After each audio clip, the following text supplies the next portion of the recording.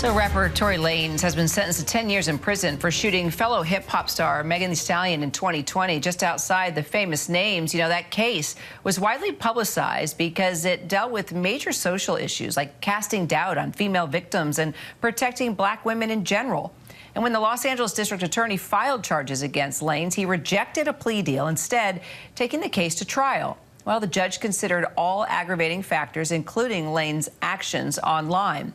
Prosecutors say he continued to traumatize Megan Thee Stallion after the shooting by posting about the case on social media, even rapping about it in his music, that prompting many of his fans to attack and harass her online. In a victim impact statement read before the sentencing, Megan wrote that Tory Lanez not only shot her, but made a mockery of her trauma. ABC News legal contributor and trial attorney Brian Buckmeyer joins me now. You've been following this from the very beginning. Brian, you know, Tory was sentenced less than, the 13 years prosecutors were asking for. Does that surprise you? The sentence does surprise me, Kira, but I don't think it's for the same reason that many people are surprised. And this is why I say that. Many people have reached out and said, Brian, 10 years sounds like a lot for this type of shooting, where they've probably heard people get far less for the same amount of conduct. But you've got to think about it this way. In terms of the charge in California, the aggravating factors, we weren't talking about a 0 to 22 years and 8 months. We were actually talking about 9 years to 22 and 8 months. So if you're looking at that scale, he got much lower than what the prosecution was asking for, and close to the minimum. And considering the impact statements, especially from Megan Thee Stallion, I thought the judge would have gone above what the prosecution was asking for, not far below.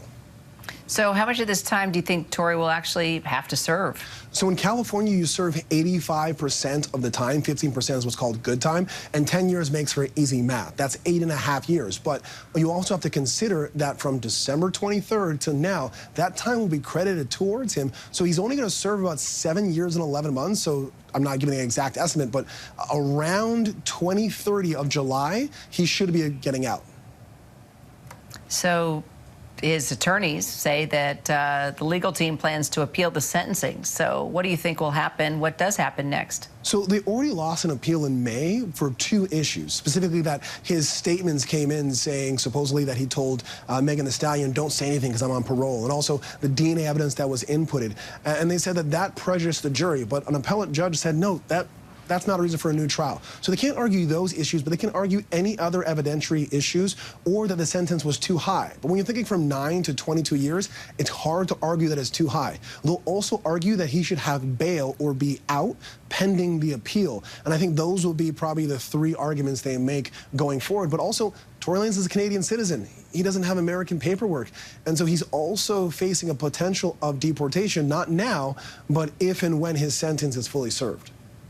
So, you know, before I let you go, Brian, because we're all music fans, right? I'm thinking, you know, it was all a part of the case, the fact that she says he traumatized her for what he did by harassing her online, even putting certain types of lyrics into his music and making a mockery of her.